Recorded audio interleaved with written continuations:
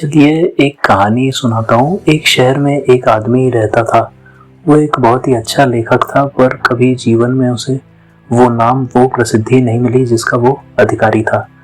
लेकिन वो हिम्मत नहीं हार रहा था। वो जानता था कि लोग उसकी लेखनी की प्रशंसा करेंगे, उसे पुरस्कृत करेंगे, लेकिन उसकी रचनाएं लोगों तक पहुंच ही नहीं रही थी।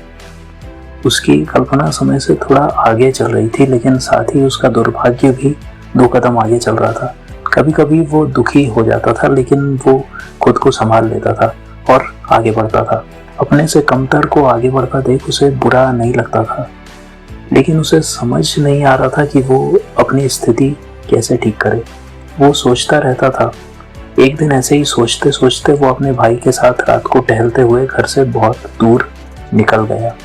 तभी अचानक उसके सामने काले वस्त्र धारण किए हुए एक रहस्यमयी आकृति प्रकट हुई। लेखक का भाई डर गया, लेकिन उसने अपने भाई से कहा, डर मत, ये जो भी है मेरे लिए आया है, तू घर जा। लेकिन भाई वहीं रुका रहा।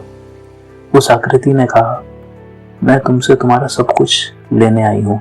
लेखक ने हंसकर कहा, है ही क्या मेरे पास? मेरे संघर्ष, मेरी मेहनत ने ऐसा कुछ भी नहीं दिया मुझे जिसे मैं खोकर आंसू बहा सकूं। जो लेना है ले लो। उस आकृति ने कहा, ठीक है, मेरे केवल एक बार ताली बजाते ही तुम्हारा सब कुछ तुरंत छिन जाएगा, और ऐसा होते ही मैं भी गायब हो जाऊंगी। उस आकृति ने ताली बजाई और सचमुच लेखक का सब कुछ छिन गया। उसके शरीर के कपड़े तक गायब हो गए, उसका घर नष्ट हो गया। लेखक ने सब कुछ खो दिया और आकृति चली गई, लेकिन फिर भी लेखक के चेहरे पर मुस्कान थी। उसके भाई ने दुखी होकर पूछा, ये क्या?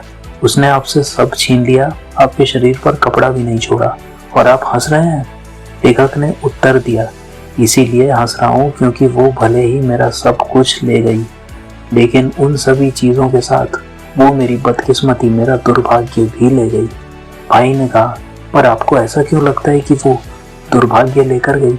हो सकता है वो आपका सौभाग्य लेकर गई हो।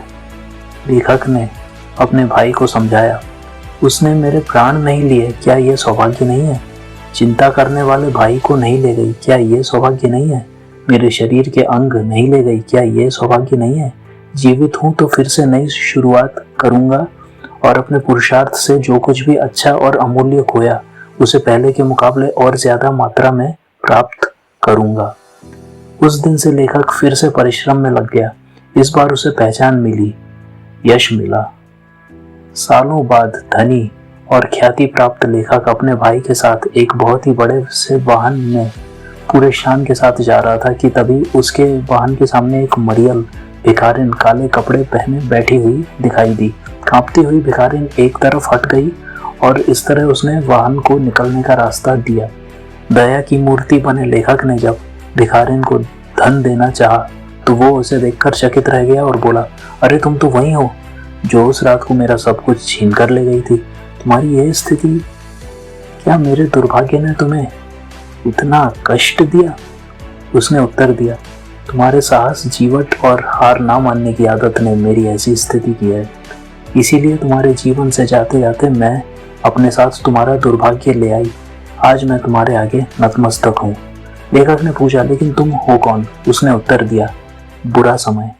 इतना कहकर उसने दम तोड़ दिया और हमेशा के लिए गायब हो गई। तो मित्रों, फंडा यह है कि अगर तुम एक जिंदा आदमी हो जिसके हाथ पैर ठीक है, तो भले ही बुरा वक्त तुमसे सब कुछ छीन ले, पर जब तुम वापसी यानी कि कमबैक करने की ठान लो, तो बाद में वही बुरा वक्त तुम्हारे आगे भिखारी की तरह सर झुकाता है, नतमस्तक हो जाता है।